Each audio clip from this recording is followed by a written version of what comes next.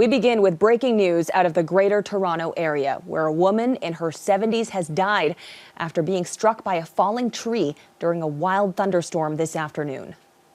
I believe she was alone when she was walking during the storm, and who's to know that this is something that's going to happen. This is just an absolute tragic, About an hour away. Accident that's happened. About an hour away south of Kitchener, Ontario Provincial Police say a second person also died in the storm after a tree fell on a camping trailer. Wind gusts of more than 130 kilometers an hour damaged homes, knocked down trees and power lines. Thousands of power outages were reported. Nickel-sized hail was also seen falling across the region. Environment Canada says there have been no official reports of a tornado, but officials are still gathering data. One of the hardest hit areas by this storm is about an hour northeast of Toronto. Officials in the township of Uxbridge, in the region of Durham, have now declared a local state of emergency after the storm left significant damage in its wake. Our Morgan Campbell is there tonight. Right up there.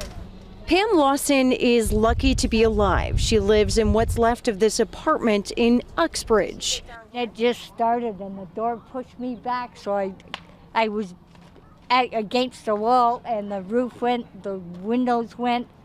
It was just, I don't know how long it lasted, but it seemed a long time.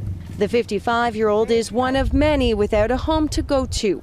Todd Bogarts also lives in the apartment building. This is his truck. It looks like it was picked up and thrown on its side.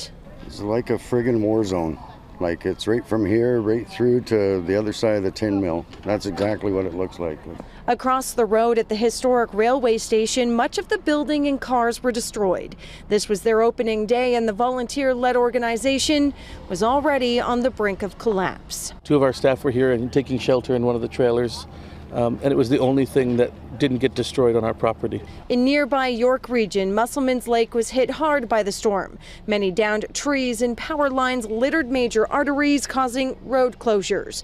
We caught Wayne Steele as he rushed home to check on his house. I heard some of my roof blew off. I just came from Mossport. There's trailers flipped over with trucks on their side and freaked me out. I got a call from a buddy of mine saying I better get home. But back here in Uxbridge, those who live here are resilient, and they say they will work to rebuild. I wouldn't want to go through it again, I'll tell you.